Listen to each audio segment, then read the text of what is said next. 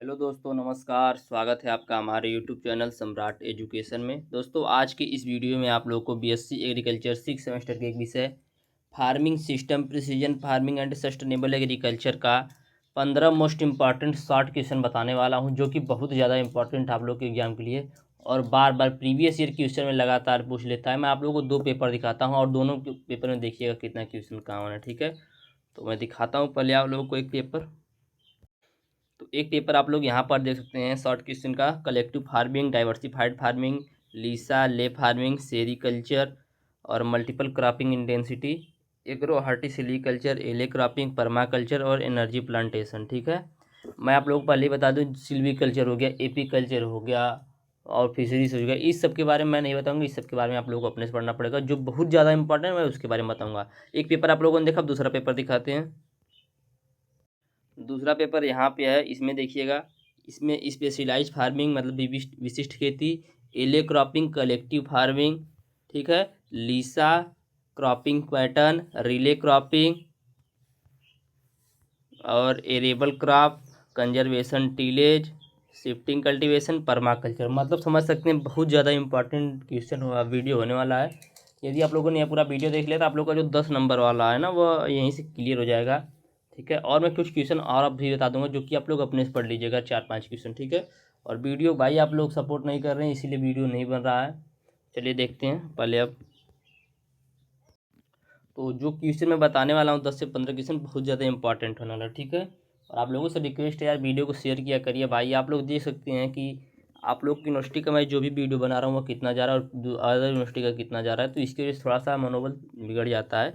चलिए देख लेते हैं। पहला क्वेश्चन है, विशिष्ट खेती या स्पेशलाइज्ड फार्मिंग क्या होता है। तो विशिष्ट खेती मतलब समझ में नहीं आ रहा है, विशेष कोई विशेष रूप से खेती होगी। तो देखिए, जो विशिष्ट खेती होता है ना, इसमें सिर्फ एक ही व्यवसाय करते हैं। या तो कृषि करना है तो कृषि ही करेंगे, ठीक है, एक ही उद्यम करेंगे। या तो आपको मछली पालन करना है तो मछली पालन ही करेंगे, ठीक है, बकरी पालन करना है तो बकरी पालन ही करेंगे। एक ही व्यवसाय से, एक ही उद्यम से 50% से अधिक आय प्राप्त करेंगे, तो उसी को बोला था स्पेशलाइज्ड फार्मिंग। ठीक है, समझाने का मतलब यह है।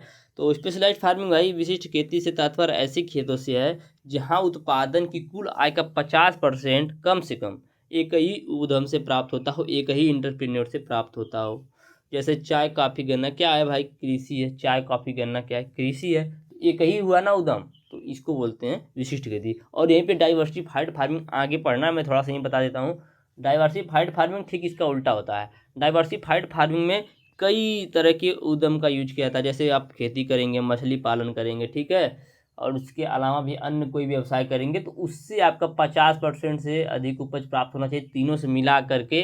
तो उसको बोलेंगे विविध खेती, उसको जनरल फार्मिंग भी बोलते हैं, इसको विशिष्ट खेती या स्पेशलाइज्ड फार्मिंग बोलते हैं। तो विशिष्ट खेती से तात्पर्य ऐसे खेतों से होता है जहां उत्पादन की कुल आय का 50% कम से कम एक ही उद्यम से प्राप्त होता है। बहुत ज़्यादा इंपॉर्टेंट है। अच्छा, इसके बारे में थोड़ा सा मैं डिटेल में भी बता देता हूँ यहीं पर। एडम्स ने इसको क्या बताया है, एडम्स एक विशेषज्ञ हैं इसके। इन्होंने बताया कि विशिष्ट खेती से अभिप्राय उन जोतों से है जो अपनी कुल आय का कम से कम 50% किसी एक ही उद्यम अथवा फसल से प्राप्त करे। ठीक है, तो इससे आप लोगों को क्या स्पष्ट हो रहा है, इससे यह स्पष्ट हो जा रहा है कि विशिष्ट खेती के अंतर्गत यह आवश्यक है कि फार्म पर जो भी आमदनी हो उसका कोई एक मुख्य स्रोत हो, जिससे फार्म की कुल आमदनी का कम से कम 50% या इससे अधिक आय प्राप्त किया जा सके। इसका कुछ लाभ है कुछ हानि, लेकिन जाने दीजिए, शॉर्ट क्वेश्चन है तो इसलिए यहीं तक देखेंगे। छोड़िए, आगे चलते हैं। आप लोग यदि भाई इस पर 30 लाइक नहीं करेंगे तो अगला वीडियो नहीं आएगा, बस अब समझ लिए लास्ट वीडियो है। अगर नहीं हुआ तो अगला एले क्रॉपिंग। तो भूमि की उर्वरा शक्ति व उत्पादन शक्ति को बढ़ाने हेतु बड़े पेड़ों की पंक्तियों के बीच भोजन, चारा या विशेष फसलों की खेती करना एले क्रॉपिंग कहलाता है। ठीक है, एले क्रॉपिंग आप लोग गांव में भी देखेंगे भाई, इधर इधर दोनों साइड पेड़ लगा दिया जाता है और बीच में उनकी खेती कर दी जाती है। तो यही जो बीच में खेती की जाती है ना भैया, इसी को बोला जाता है एले क्रॉपिंग। ठीक है, बस समझिए आप लोग होता क्या है। अब लिखने का तरीका अपने हिसाब से लिख दीजिए, मैं थोड़ा बहुत बस समझाने के लिए यहाँ पे लिखा हूँ कि भूमि की उर्वरा शक्ति और उत्पादन शक्ति को बढ़ाने के लिए बड़े पेड़ों की पंक्तियों के बीच भोजन चारा या विशेष फसलों की खेती करना ही एले क्रॉपिंग कहलाता है। जैसे हल्दी, अदरक, उड़द, इन सभी की खेती सफ़ेदा के बीच में की, जो यूकेलिप्टस होता है उसके बीच में कर दी जाती है।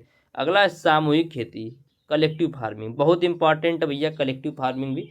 तो कृषि की वह प्रणाली जिसमें कई किसान के परिवार सदस्य आपस में मिलजुल कर खेती से संबंधित उद्योग करते हैं, खेती करते हैं, उसी को सामूहिक खेती कहते हैं। इसमें किसान जो होता है, सभी किसान अपने अपने संपत्ति के मालिक स्वयं होते हैं, पहली बात ये याद रखिएगा। ऐसी कृषि जिसमें कई किसान मिलकर भागीदारी से कृषि का उद्योग चलाते हैं, उसे सामूहिक कृषि कहते हैं। ठीक है, इंपॉर्टेंट है, कलेक्टिव फार्मिंग याद रखिएगा। अगला है लीसा, LEISA। ठीक है, तो इसका पूरा नाम होता है, देखिए एक नंबर में या तो इसका सिर्फ पूरा नाम पूछेगा या तो पूरा इसके बारे में लिखने पड़ेगा। यदि नाम पूछा फिर भी आप लोग इसके बारे में थोड़ा सा लिख दीजिएगा। तो इसका पूरा नाम होता है low external input and sustainable agriculture. Low external input and sustainable agriculture, यह क्या है?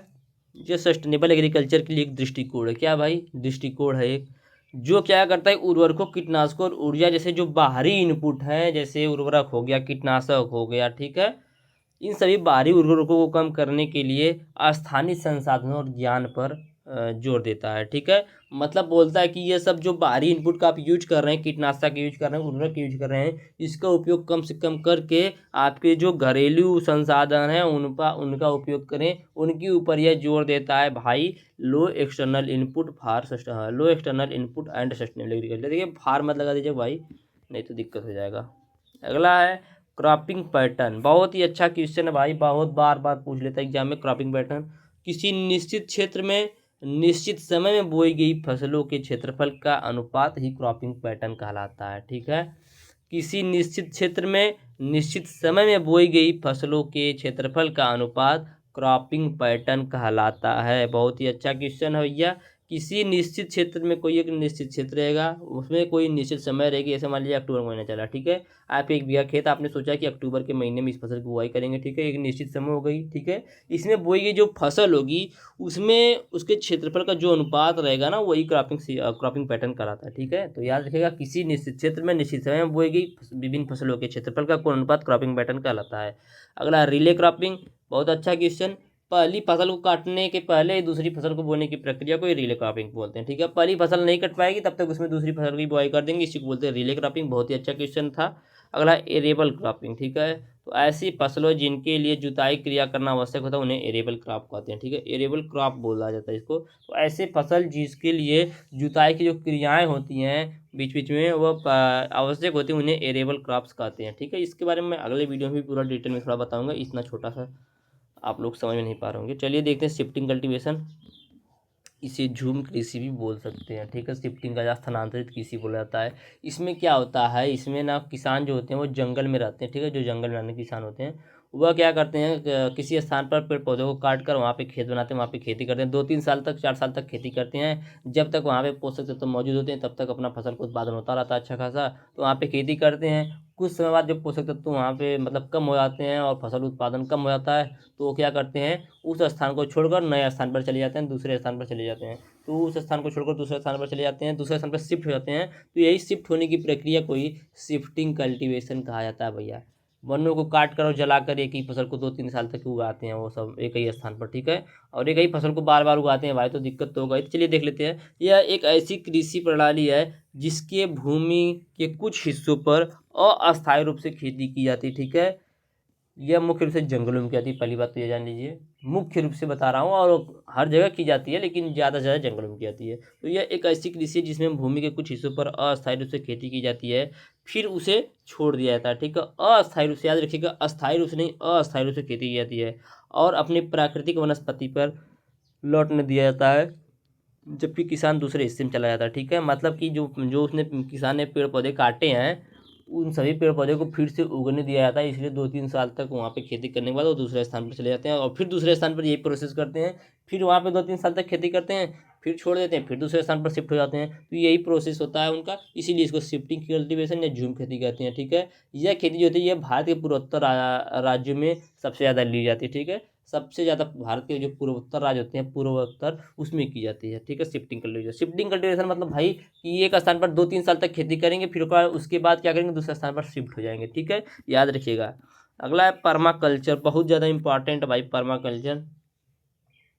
यह एक सिद्धांत है जो प्रकृति से प्रेरणा लेकर अस्थाई और आत्मनिर्भर जीवन जीने का तरीका सिखाता है। ठीक है, पर्माकल्चर जो है ये एक सिद्धांत है जो कि प्रकृति से प्रेरणा लेकर अस्थाई और आत्मनिर्भर जीवन जीने का तरीका सिखाता है।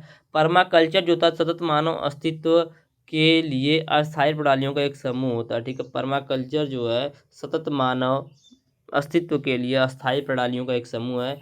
पर्माकल्चर प्रकृति के साथ भेदभाव के बजाय उसके साथ कार्य करने का एक दर्शन है। ठीक है, पर्माकल्चर प्रकृति के साथ कार्य करने का दर्शन है। अगला क्वेश्चन, विविध कृषि। तो विविध कृषि का तात्पर्य उन जोतों से है जिसमें किसान अपनी आय 50 का आय में से 50% जो होता है वह अधिक मतलब विभिन्न उद्यमों से प्राप्त करता है। ठीक है, विविध कृषि का तात्पर्य उन जोतों से जिसमें किसान अपनी आय का कुल 50% से अधिक आय विभिन्न उद्यमों से प्राप्त करता है, एक उद्यम से प्राप्त नहीं करता है। जो स्पेशलाइज्ड फार्मिंग था उसमें कोई एक स्पेशल क्या था उद्यम था उससे प्राप्त करता था, लेकिन यहाँ पे कई उद्यमों जैसे फसल हो गया, पशुपालन, मत्स्य पालन, ठीक है, इन सभी से प्राप्त करेगा। ऐसे प्रक्षेत्र जो होते हैं इनको जनरल फार्म भी बोला जाता है। ठीक है भैया, आगे अगला question, multiple cropping intensity. Multiple cropping क्या होता है, आप लोगों को मल्टीपल क्रॉपिंग मैंने बताया हुआ है और बहुत ही अच्छे से समझाया हुआ था मल्टीपल क्रॉपिंग क्या होता है। ठीक है, क्रॉप रोटेशन क्या होता है और एकल क्रॉपिंग क्या होता है। ठीक है, तो मल्टीपल क्रॉपिंग क्या होता है भाई, एक निश्चित क्षेत्र में एक ही वर्ष में दो या दो से अधिक फसलों को बोने की जो प्रक्रिया होती है इसी को मल्टीपल क्रॉपिंग हो जाता है। तो जो बहुफसली प्रणाली की इंटेंसिटी होती है, ठीक है सर, तो इसमें क्या होता है मल्टीपल क्रॉपिंग इंटेंसिटी, तो बहुफसली प्रणाली के अंतर्गत आने वाले 70% क्षेत्र में अलग अलग फसलें उगाई जाती हैं। ठीक है, जो 70% क्षेत्र होता है उसमें अलग अलग फसल उगाई जाती है। 30% एकल खेती होती है। ठीक है, 30% एक ही फसल की खेती होती है जिसमें एक ही फसल को एक से ज़्यादा बार काटा जाता है। तो इसी एक फसल को एक से ज़्यादा बार काटने की प्रक्रिया को मल्टीपल क्रॉपिंग कहते हैं भैया। ठीक है, उम्मीद करते हैं समझ में आ रहा होगा भाई। अगला है हिया, HEIA, बहुत इंपॉर्टेंट। देखिए भाई, लीसा हिया, ठीक है, बहुत इंपॉर्टेंट। अभी आगे एक और आएगा। तो हिया का पूरा नाम होता है high external input agriculture. High external input agriculture यह एक प्रकार की कृषि प्रणाली है जो सिंथेटिक उर्वरकों, कीटनाशकों और जीवाश्म ईंधन जैसे बाहरी इनपुट पर अत्यधिक निर्भर करता है। ठीक है, अभी मैंने हम लोगों ने पढ़ा क्या, लीसा, वह क्या करता है, वह जो बाहरी इनपुट है जैसे उर्वरक हो गया, कीटनाशक हो गया, इन सभी पर ध्यान न देने को कहता है। वहीं पर जो हिया है भैया, हाई एक्सटर्नल इनपुट एग्रीकल्चर, यह बहुत ही अधिक मात्रा में इन सभी का बाहरी इनपुट का प्रयोग करने को बोलता है। ठीक है, यहाँ पर लिखा हुआ भी है हाई एक्सटर्नल इनपुट एग्रीकल्चर, मतलब अत्यधिक मात्रा में जो बाहरी इनपुट है उनका प्रयोग करने के लिए बोलता है हिया। तो यह एक प्रकार की कृषि प्रणाली है जो सिंथेटिक उर्वरकों, कीटनाशकों और जीवाश्म जैसे बाहरी इनपुट पर ध्यान अत्यधिक निर्भर करती है। ठीक है, पर अत्यधिक निर्भर करती है। इसका लक्ष्य उच्च उपज को प्राप्त करना है ताकि बढ़ती हुई आबादी की खाद्य मांग को पूरा किया जा सके। पर्यावरण से इनका कोई मतलब नहीं है भैया, इनके पर्यावरण से कोई मतलब नहीं है। ठीक है, हिया को, हिया का पूरा नाम हाई एक्सटर्नल इनपुट एग्रीकल्चर। हिया बोलते हैं भैया कि आप ज़्यादा से ज़्यादा रासायनिक उर्वरकों का प्रयोग करें, कीटनाशकों का प्रयोग करें, हमें बस उपज बढ़ाना है, चाहे उससे पर्यावरण को कोई नुकसान हो या ना हो, हमें उससे कोई जिम्मेदारी नहीं है। ठीक है, तो ये भैया हिया बोलते हैं। आगे हैं लिया, हिया के भाई हैं लिया, तो लिया बोलते हैं। लिया का पूरा नाम होता है लो एक्सटर्नल इनपुट एग्रीकल्चर। ठीक है, लो एक्सटर्नल इनपुट एग्रीकल्चर। तो यह जो होते हैं वह अपने भाई के तुरंत डायरेक्ट तुरंत विपरीत है। ठीक है, सीधे विपरीत है। हिया जो है सॉरी लिया जो है हिया के विपरीत है। लिया का मुख्य फोकस होता है टिकाऊ कृषि प्रथा को अपनाकर फसल उत्पादन को बढ़ावा देना, लेकिन इनके भाई जो हिया हैं उनका शॉर्टकट लेने का तरीका है भाई, वो डायरेक्ट बोलते हैं कि रासायनिक उर्वरकों का प्रयोग करो, कीटनाशकों का प्रयोग करो, बस उपज को बढ़ाओ। लेकिन जो लिया है ये बोलते हैं नहीं भाई, इन सभी का प्रयोग मत करो, आप क्या करो, आप जो है सस्टेनेबल एग्रीकल्चर को अपनाओ, टिकाऊ कृषि को अपनाओ। इससे जो उपज है थोड़ा सा लेट प्राप्त होगा, थोड़ा सा कम प्राप्त होगा, लेकिन जो उपज होगा वह अच्छा होगा और कुछ समय के बाद उपज जो है वह धीरे धीरे बढ़ भी जाएगा। ठीक है, तो यह बोलते हैं लिया, और हिया तो इसके विपरीत में है ही भाई। तो लिया का मुख्य फोकस टिकाऊ कृषि प्रथाओं को अपनाकर फसल उत्पादन को बढ़ावा देना है, जिससे बाहरी इनपुट जैसे रासायनिक उर्वरकों और कीटनाशकों पर कम निर्भरता शामिल है। ठीक है, और इन्हीं के विचार के भाई हैं लीसा, ठीक है, लीसा भी इन्हीं के विचार के हैं, ठीक है। तो तीनों भाई हैं, समझ लीजिएगा। अगला है सटीक खेती या प्रिसीजन फार्मिंग। प्रिसीजन फार्मिंग क्या होता है? तो प्रिसीजन फार्मिंग किसानों को सूचना प्रौद्योगिकी, डेटा विश्लेषण, आधुनिक उपकरणों का उपयोग करके अपनी फसलों का प्रबंधन करने में अधिक कुशल और प्रभावी ढंग से सक्षम बनाता है। मतलब किसानों को वैज्ञानिक खेती करने के लिए क्या करता है? प्रेरित करता है, समय समय पर बताता है कब आपको पानी डालना है, कब खाद डालना है, कब बारिश होगी, कब बारिश नहीं होगी, ठीक है, कब कीट लगेगा, कब रोग लगेगा, सब कुछ जानकारी जो है सटीक खेती के माध्यम से प्राप्त होता है। अगला है सस्टेनेबल एग्रीकल्चर, टिकाऊ कृषि। बहुत इंपॉर्टेंट भैया, ये आएगा जरूर परीक्षा में। टिकाऊ कृषि वह कृषि पद्धति है जो पर्यावरण, सामाजिक और आर्थिक तीनों मुद्दों को ध्यान में रखते हुए खाद्य का उत्पादन करती, ठीक है। बहुत ही अच्छा कार्य भाई। सस्टेनेबल एग्रीकल्चर जो है, इनका मुख्य उद्देश्य क्या है? पर्यावरण, सामाजिक और आर्थिक तीनों मुद्दों को यह ध्यान में रखते हैं, और तीनों मुद्दों को ध्यान में रख करके यह जो फसल खाद्य होता है, भोजन का उत्पादन करते हैं, खाद्य का उत्पादन करते हैं भैया, ठीक है। इनका लक्ष्य है वर्तमान पीढ़ी की जरूरतों को पूरा करना, बिना भविष्य की पीढ़ियों के लिए संसाधनों की उपलब्धता को कम किए। भाई अब जैसे हम लोग हैं, हम लोग के लिए पर्याप्त संसाधन है मान लीजिए, और हमारी जो आने वाली पीढ़ियां हैं उनके लिए भी पर्याप्त साधन रहे, इसके लिए भाई सस्टेनेबल एग्रीकल्चर पर इतना जोर दिया जा रहा है। तो सस्टेनेबल एग्रीकल्चर जो है यह सोचता है कि वर्तमान पीढ़ी की सभी जरूरतों को पूरा किया जाए, लेकिन जो भविष्य में आने वाली पीढ़ियां हैं उनके भविष्य के साथ कोई भी खिलवाड़ न किया जाए, उनके संसाधनों की उपलब्धता को कम न किया जाए, ठीक है। यही सस्टेनेबल एग्रीकल्चर होता है। टिकाऊ कृषि वह कृषि पद्धति होती है जो पर्यावरण, सामाजिक और आर्थिक तीनों मुद्दों को ध्यान में रखते हुए खाद्य का उत्पादन करती है। अगला फार्मिंग सिस्टम। तो कृषि प्रणाली एक ऐसी प्रक्रिया है जिसमें विभिन्न विधियों, तकनीकों और उपायों का संयोजन किया जाता है ताकि किसान अधिक उत्पादन प्राप्त कर सके। इसमें भाई बहुत ज़्यादा कन्फ्यूजन होता है, सबको बहुत ज़्यादा कन्फ्यूजन होता है, तो मैं थोड़ा सा इसको क्लियर करूंगा अभी। तो देखिए, कृषि प्रणाली क्या होता है? एक प्रक्रिया है। सबसे पहली बात, ये कृषि प्रणाली क्या है? एक प्रक्रिया है। इसमें विभिन्न विधि का, तकनीक का और उपाय का संयोजन किया जाता है। जो भी विभिन्न प्रकार की विधियां हैं कृषि करने की, जो विभिन्न प्रकार के तकनीक है, उन सभी का संयोजन किया जाता है, उन सभी को मिलाकर किया जाता है ताकि किसान जो है वह अधिक उत्पादन प्राप्त कर सके, समय और ऊर्जा की बचत कर सके और कंजर्वेटिव, संरक्षित कृषि की ओर बढ़ सके, ठीक है। तो समझ में आया? क्लियर हुआ? फार्मिंग सिस्टम में कृषि की जो भी विधियां हैं उन सभी तकनीकों का संयोजन करेंगे। क्या करेंगे? एक साथ मिला देंगे, मिलाने के बाद उसका प्रयोग करेंगे ताकि जो किसान है वो अधिक उत्पादन प्राप्त कर सके, समय और ऊर्जा की बचत कर सके और कंजर्वेटिव कृषि की ओर बढ़ सके। या नहीं समझा तो आप लोग को लिखना है, क्या उगाना है, कब उगाना है, कैसे उगाना है और क्या रखना है, इन सभी बातों का अध्ययन ही भैया फार्मिंग सिस्टम कहलाता है। फार्मिंग सिस्टम कहलाता है, ठीक है। फार्मिंग सिस्टम समझ में आ गया? चलिए भाई, अच्छी बात है। यहीं पे यदि क्रॉपिंग सिस्टम पूछा, यदि आप लोग को एक लाइन में लिखना है तो लिखिएगा फसल पद्धति का या क्रॉपिंग सिस्टम का, ठीक है, सॉरी, फसल पद्धति का फार्म उपलब्ध संसाधनों एवं तकनीक के साथ संबंध, ठीक है। फार्म उपलब्ध संसाधनों एवं तकनीकी के साथ संबंध ही फसल प्रणाली कहलाता है। चलिए आगे देखते हैं। अब आगे कहाँ देखेंगे भाई? बस हो गया आप लोगों का 15 से 16 क्वेश्चन जो कि मैंने बताया, और बहुत ही अच्छे से मैंने कोशिश किया समझाने का। और यदि आप लोगों को अच्छा लगा होगा वीडियो तो वीडियो को जरूर से जरूर लाइक कीजिएगा भाई, और ज़्यादा से ज़्यादा शेयर कीजिएगा यार। आप लोग शेयर नहीं करते हैं तो भाई थोड़ा सा मोटिवेशन नहीं मिल पाता है। तो आप लोगों से रिक्वेस्ट है, वीडियो को शेयर कीजिएगा, लाइक जरूर कर दीजिएगा यार। आप लोग कम से कम जो 50 लोग देखते हैं यार, आप ही लोग लाइक कर दिया करिए भाई, कम से कम उससे तो मनोबल बढ़ेगा। 60 व्यूज जाएगा तो भाई 2 लोग लाइक करते हैं यार, रिक्वेस्ट है यार आप लोगों से भाई। और वीडियो अच्छा लगा तो वीडियो को लाइक जरूर कीजिएगा भैया, चैनल को सब्सक्राइब कीजिएगा, दोस्तों को शेयर कीजिएगा। धन्यवाद, जय हिंद।